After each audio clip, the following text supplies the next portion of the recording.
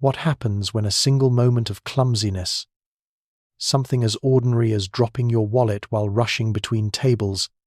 sets in motion a chain of events that brings the FBI to your doorstep within hours? Maya Thompson had been working double shifts at the downtown diner for 3 years, her worn sneakers squeaking against the checkered floor as she balanced plates and smiled through exhaustion, but she never imagined that one careless stumble would catch the attention of the most powerful man in the city. When her battered leather wallet tumbled from her apron pocket, spilling its contents across the marble floor of the hotel lobby where she picked up catering orders, she thought her biggest worry was the embarrassment of scrambling to collect her scattered cards and crumpled bills. She had no idea that among those ordinary pieces of her life lay something extraordinary. Something that would make billionaire Marcus Wellington freeze mid-stride, pull out his phone with trembling fingers, and dial a number that would change everything she thought she knew about her past, her family, and the incredible truth that had been hidden in plain sight for decades. Maya's sneakers squeaked against the diner's grease-stained linoleum with frantic urgency as she tore through her locker for the 3rd time, her trembling fingers rifling past uniform shirts and emergency tampons while the familiar scent of burnt coffee and overused fryer oil seemed to press against her lungs like a suffocating weight. The fluorescent lights above buzzed their relentless mechanical hum, casting harsh shadows that made her panic feel even more exposed as she dumped her purse contents across the break room table, searching desperately for the military ID that had belonged to her father, the one memento she carried everywhere, like a talisman against the world's cruelty. Her breath came in short gasps that fogged the cracked mirror hanging beside the employee schedule, and she could feel her co-workers' curious stares burning into her back as she whispered prayers to a father who had died when she was only 12, leaving behind nothing but debt, questions, and that single piece of government-issued plastic that proved Sergeant James Thompson had once existed. Meanwhile, 15 miles across the city in a penthouse office that smelled of leather and expensive cologne, Marcus Wellington sat behind a mahogany desk worth more than Maya's annual salary, his manicured fingers turning over the faded military ID with the reverence of a man handling a piece of ancient scripture. The name James Thompson blazed across his vision like a lightning strike, dragging him back 30 years to classified briefings and whispered conversations he had been too young to fully understand. Conversations that had ended with his own father's coffin draped in an American flag and a military investigation that disappeared into bureaucratic shadows overnight. Marcus's hand shook as he reached for his secure phone, the same tremor that had plagued him since childhood whenever he thought about the car accident that wasn't really an accident, the brake failure that had been anything but mechanical, the cover-up that had stolen his father's honor along with his life. The city skyline stretched beyond his floor-to-ceiling windows, like a glittering promise of power and possibility, but all Marcus could see was the reflection of a scared little boy whose father had tried to do the right thing and paid for it with everything he held dear. His voice barely rose above a whisper as he spoke into the encrypted device, each word carrying the weight of decades of buried truth and carefully maintained silence. The Thompson file, he knew, contained more than just evidence of military contractor corruption. It held the keys to understanding why 2 good men had died trying to protect soldiers they would never meet, and why their children had been left to grow up in worlds shaped by their father's courage and the powerful enemies who had silenced them forever. Friends, before we go further, may I ask a small favor? Please subscribe to our channel. It truly helps us keep bringing you these stories. And reaching 1,000 subscribers soon is so important for us to continue. We also love hearing from you. Tell us in the comments where you're watching from. It's always fascinating to see how our little storytelling circle is spreading across the world. And if you enjoyed the beginning, give this video a like, and let's share thoughts on the whole story together below. Agent Sarah Chen stepped into Marcus Wellington's penthouse office like she was entering a cathedral of wealth and power, her government-issued shoes silent against marble floors that reflected crystal chandeliers worth more than most people's homes. while the afternoon sunlight streaming through floor-to-ceiling windows cast long shadows across Persian rugs and oil paintings that spoke of generations of accumulated privilege. The contrast between this world of polished mahogany and imported leather and Maya's fluorescent-lit diner existence felt like comparing heaven to purgatory. Yet Marcus's pale complexion and shaking hands revealed that all this luxury had become a beautiful prison built from guilt and unanswered questions that had haunted him for 3 decades. Chen's steel-grey eyes took in every detail of the office with the practiced assessment of someone who had spent years distinguishing between legitimate wealth and blood money, her expression growing grimmer as Marcus placed the military ID on his desk like he was handling a piece of radioactive material that could destroy everything it touched. The words tumbled from Marcus's lips in a torrent of long-suppressed truth, his voice breaking as he described how his father, General Robert Wellington, had discovered Blackstone Industries was manufacturing defective body armor, using substandard materials that turned protective gear into death traps for soldiers who trusted their lives to equipment that failed when they needed it most. Chen's weathered face remained impassive as Marcus painted the picture of 2 honorable men who had found each other across the vast machinery of military bureaucracy. Sergeant James Thompson gathering evidence from the field while General Wellington used his position to investigate the paper trail, both of them naive enough to believe that truth and justice could triumph over corporate profits and political corruption. The flashback sequences played out in Marcus's mind like scenes from a nightmare he could never escape. His father's Buick wrapped around a telephone pole on a clear summer evening, the brake lines mysteriously severed, while halfway around the world, James Thompson's transport convoy hit an improvised explosive device that intelligence reports later suggested had been planted by someone with inside knowledge of their route and timing. Marcus's hands trembled as he revealed how both deaths had occurred within 17 days of each other, just 2 weeks before they were scheduled to testify. Before a closed congressional committee about Blackstone's criminal negligence and its connections to Defense Department officials who had been taking bribes to approve contracts they knew would kill American soldiers.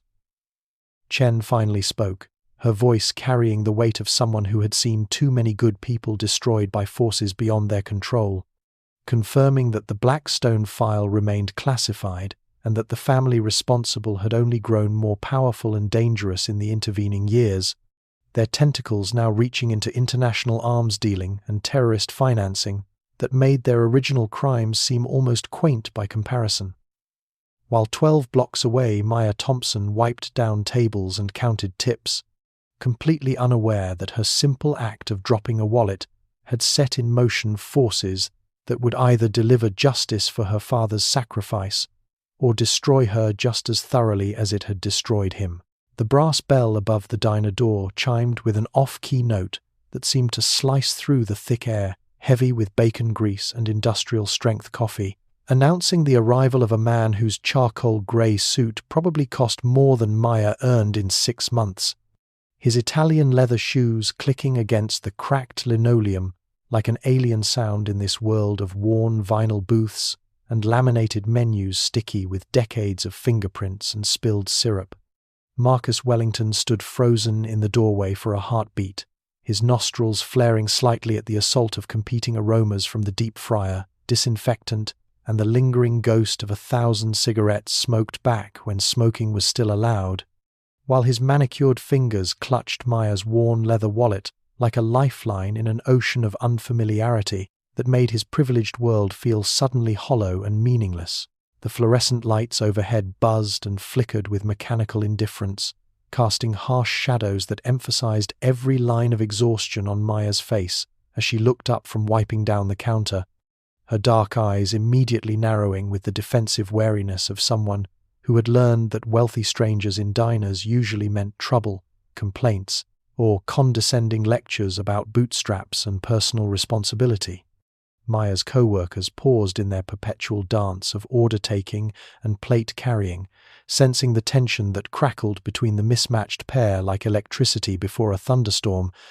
while regular customers shifted uncomfortably in their booths, recognizing the unmistakable signs of class warfare about to unfold in their sanctuary of affordable comfort food and democratic exhaustion. Marcus cleared his throat nervously, his Harvard-educated tongue stumbling over words that felt foreign in this environment as he explained about finding her wallet, but his eyes kept darting to Maya's face with an intensity that made her skin crawl, searching for traces of features he had studied in military photographs until they were burned into his memory like prayers or curses. The conversation limped along with painful awkwardness as Marcus attempted small talk about the weather and the neighborhood, while Maya's body language screamed distrust.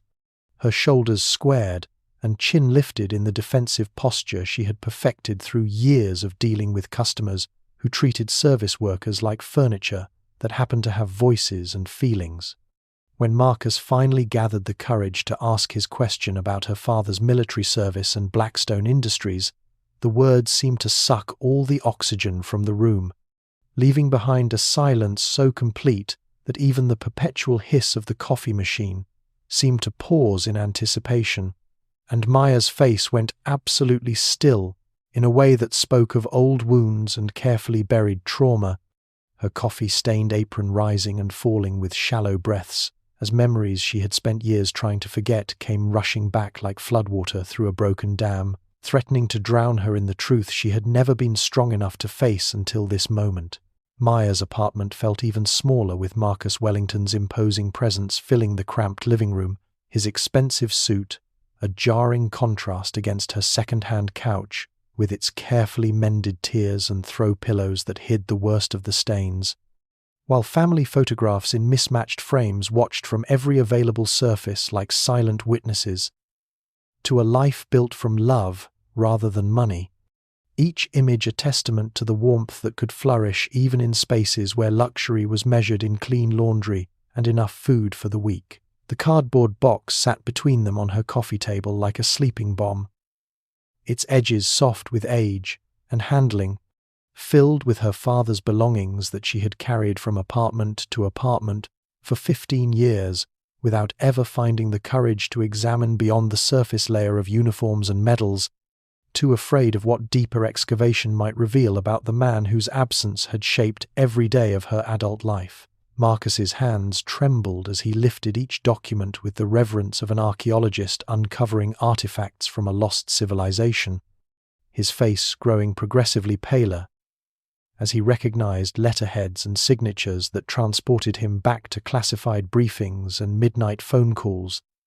that had preceded his father's death. While Maya watched his transformation from nervous billionaire to grieving son with growing alarm and fascination, the recorded conversations crackled through her father's ancient tape recorder like voices from beyond the grave, military contractors discussing profit margins, while soldiers died wearing armor that disintegrated under enemy fire, their casual dismissal of human life, creating an atmosphere of such moral horror that even the familiar comfort of Maya's modest home felt contaminated by their presence. Financial documents spread across her threadbare carpet told the story of massive payments flowing from Defense Department accounts into private offshore holdings, while photographs showed her father meeting with officials whose faces Marcus recognized from newspaper obituaries and military funerals, creating a visual timeline of conspiracy that made both their fathers' deaths feel inevitable rather than accidental. Marcus's voice cracked like ice, breaking under pressure, as he explained how Sergeant James Thompson had been gathering evidence to expose Blackstone Industries for manufacturing body armor that failed catastrophically in combat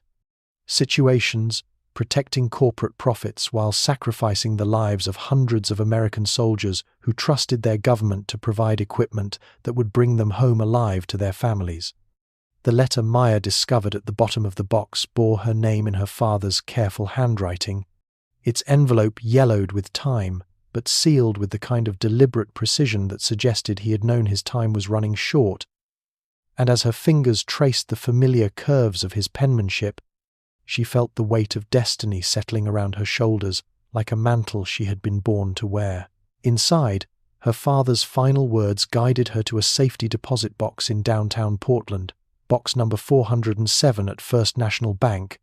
containing evidence so damning that it could bring down not just Blackstone Industries but the entire network of corruption that had turned American military procurement into a feeding frenzy for corporate predators who measured success in quarterly profits rather than soldiers' lives. Maya's key turned in the lock with its familiar click, but the door swung open to reveal a landscape of devastation that made her stomach drop like a stone through ice water.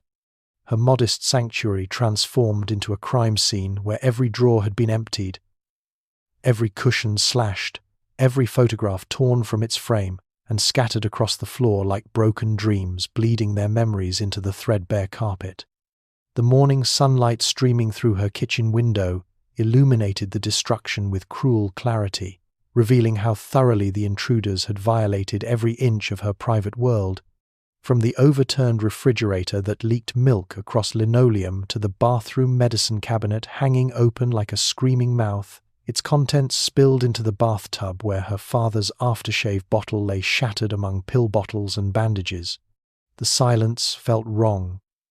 pregnant with menace and the lingering presence of violence, until Maya heard the sirens wailing from the stairwell and discovered that Mrs. Rodriguez, the 78-year-old woman who had baked her cookies every Christmas and never failed to ask about her love life, lay unconscious in the hospital with 3 broken ribs and a concussion after men in expensive suits had pushed her down the concrete stairs when she refused to tell them which apartment belonged to Maya Thompson. Marcus arrived to find Maya stuffing clothes into a duffel bag with the frantic energy of prey animals sensing approaching predators, her tears falling onto worn sweaters and faded jeans, as she whispered through broken sobs that Mrs. Rodriguez could have died because of her, because of secrets she never knew she possessed, because powerful people were willing to hurt innocent elderly women to get their hands on evidence that had been hidden in her father's belongings for 30 years. The first phone call came while Marcus was trying to comfort her, the ringtone shrill against the devastation of her living room, and when Maya answered with trembling fingers, a voice like winter wind cutting through Arctic silence introduced himself as David Blackstone Jr., heir to a defense contracting empire built on soldiers' graves and governmental corruption.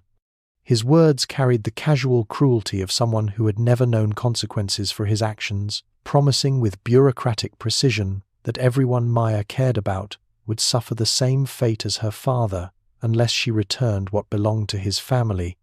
the evidence that threatened to expose decades of criminal conspiracy and blood money that had funded his privileged existence. Maya's hands shook so violently she could barely hold the phone as Blackstone continued his threats, describing in intimate detail the accidents that could befall her co-workers at the diner, the gas leaks that might occur in her building, the brake failures that could claim her few remaining friends, his voice never rising above the conversational tone of someone discussing the weather, while promising to orchestrate a campaign of terror that would isolate her completely before destroying her, just as methodically as his father had destroyed hers 3 decades earlier. The bank vault's sterile fluorescent lighting cast everything in harsh white relief, transforming Maya and Marcus into pale ghosts moving through a tomb of secrets as the heavy steel door clicked shut behind them with the finality of a coffin lid, sealing them into a climate-controlled chamber where temperature and humidity were monitored more carefully than most people's vital signs, while row upon row of safety deposit boxes stretched into the distance like a metallic honeycomb storing the hidden truths of thousands of lives. Maya's hands trembled as she inserted the key her father had hidden in his final letter, the small metal door swinging open to reveal not just documents and photographs, but entire file folders, thick with evidence that made Marcus's face go white with recognition and mounting horror, each page revealing layers of corruption that extended far beyond defective body armor into a web of international conspiracy that reached into the highest levels of government and military command. The photographs alone could have destroyed careers and governments,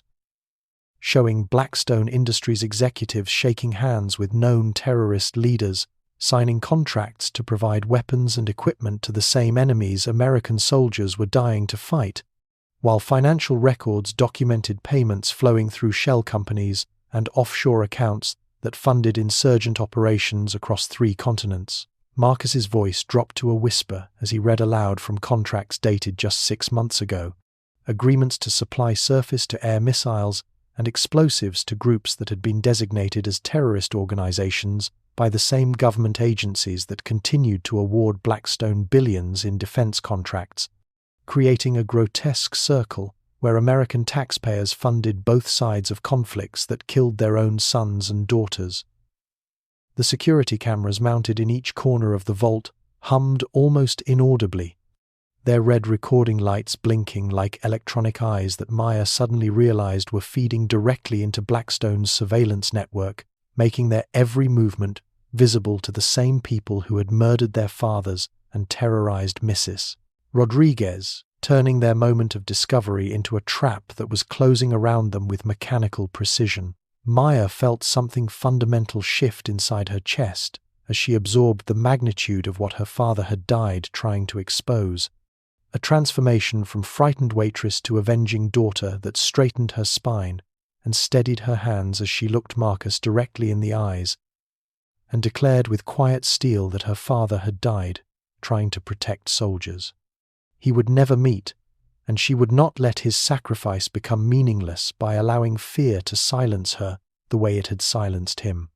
Marcus saw in that moment the same moral courage that had driven General Robert Wellington to risk everything for the truth. The same uncompromising integrity that had gotten both their fathers killed, and he felt his own resolve crystallize into something harder than diamond as he realized that protecting Maya had become more than a mission of justice. It had become the defining purpose of his entire privileged existence. The chance to honor both their fathers by ensuring their children succeeded where they had failed. The suburban safe house had seemed like sanctuary with its manicured lawn and white picket fence, the kind of anonymous middle-class normalcy where soccer moms pushed strollers and neighbors argued about property lines. But that illusion shattered along with the living room window when the first sniper's bullet punched through glass and embedded itself in the wall exactly where Maya's head had been 3 seconds earlier, transforming domestic tranquility into a war zone where death arrived wearing tactical gear and night vision goggles. Agent Chen's coffee mug exploded in a spray of ceramic shards and scalding liquid as she dove behind the kitchen counter, her service weapon already in her hands while she barked coordinates into her radio. But Maya felt something ancient and primal awakening in her nervous system, muscle memory that had been sleeping since childhood, suddenly flooding back as her father's voice echoed across the years with instructions she had thought were games. The movements came as naturally as breathing, her body dropping into combat stances that felt like coming home, her hands finding improvised weapons with the efficiency of someone who had been trained from birth to survive in situations where hesitation meant death, while Marcus watched in stunned amazement as the frightened waitress he thought he knew transformed into something lethal and beautiful and terrifying. Bullets traced deadly geometry through the air as Maya rolled behind furniture and used reflected surfaces to track enemy positions, her mind calculating angles and timing with mathematical precision, while her body moved with fluid grace that spoke of countless hours spent learning skills her father had disguised as playground activities, teaching her to fight and survive, while she thought they were simply playing soldier in their backyard. The mercenaries had expected to find soft targets cowering in suburban comfort, but instead they encountered a woman who dismantled their tactical advantages with improvised explosives made from cleaning supplies and strategic use of the house's gas lines, turning their prey into predator, while Marcus provided covering fire with Agent Chen's backup weapon, his hands steady despite never having fired a gun outside of country club shooting ranges. Agent Chen's blood pooled across the linoleum as she pressed her hand against the bullet wound in her shoulder, her face grey with pain and something deeper than physical injury as she grabbed Maya's wrist and whispered the words that would destroy their last illusion of safety, revealing that someone inside the FBI had been feeding their locations and plans directly to Blackstone Industries, making every safe house a trap and every ally a potential enemy. The knowledge hit Maya harder than any bullet could have. The realization that they were truly alone against forces that reached into every level of law enforcement and government, with no one to trust except each other, and no sanctuary except what they could create through their own courage and the skills her father had given her disguised as love. The Blackstone Industries annual gala transformed the grand ballroom of the Metropolitan Hotel into a glittering shrine to wealth and power, where crystal chandeliers cast rainbow prisms across silk gowns and military dress uniforms, while the scent of champagne and expensive perfume mingled with the underlying aroma of corruption that had funded this entire gathering of defense contractors, senators, and generals who had built their careers on the graves of soldiers they had never bothered to meet or mourn. Maya moved through the crowd like a ghost seeking vengeance, her borrowed evening gown a stark contrast to her usual uniform, while Marcus navigated the social maze with practiced ease,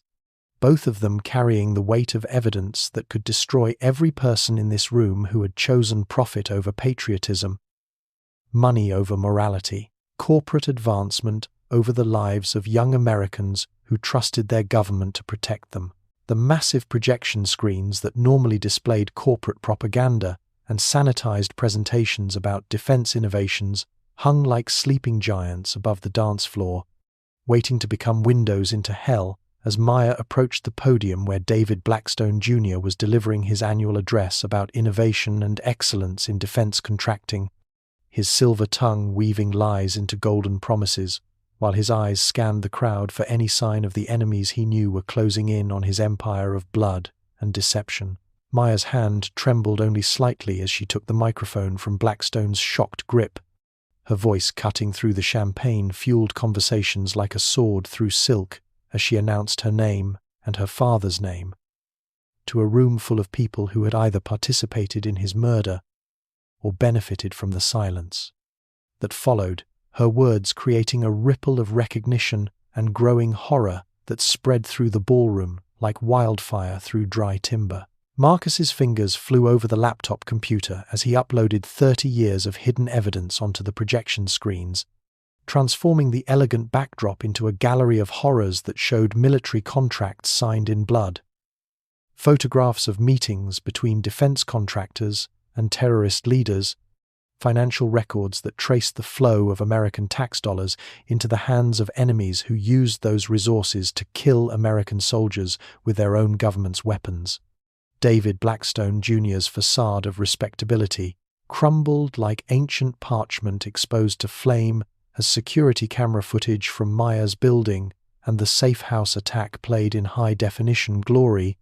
showing him personally directing the operations that had terrorized an elderly woman and unleashed mercenaries on federal agents,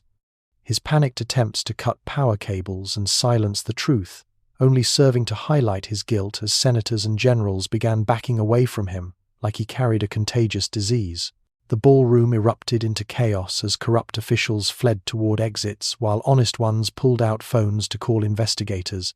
But Maya stood firm at the podium, her father's courage flowing through her veins as she watched justice finally dawn after 30 years of darkness. The FBI agents materialized through the ballroom's elegant entrances like avenging angels in tactical gear, their synchronized movements cutting through the panicked crowd of fleeing conspirators, while David Blackstone Jr. found himself surrounded by the same federal authority he had spent decades corrupting, his manicured hands trembling as handcuffs clicked around his wrists with the finality of justice finally served after 30 years of blood-soaked impunity. Maya stood motionless at the center of the chaos, her simple black dress, a stark contrast to the opulent gowns and military uniforms swirling around her as corrupt senators pushed past fleeing defense contractors and compromised generals deleted incriminating files from their phones, while honest officials remained behind to coordinate with investigators and ensure that every piece of evidence would be preserved and prosecuted to the fullest extent of the law. Blackstone's desperation manifested in increasingly frantic offers as he realized his empire was crumbling around him, promising Maya offshore accounts worth hundreds of millions of dollars, board positions at multinational corporations, real estate holdings that could secure her family's future for generations, his voice rising to a panicked shriek as he offered her everything his blood money could buy, if she would only recant her testimony and disappear into comfortable silence. The transformation that had begun with a dropped wallet reached its completion as Maya looked into the eyes of her father's killer and felt not hatred but profound pity for a man who had lived his entire life believing that everything and everyone had a price,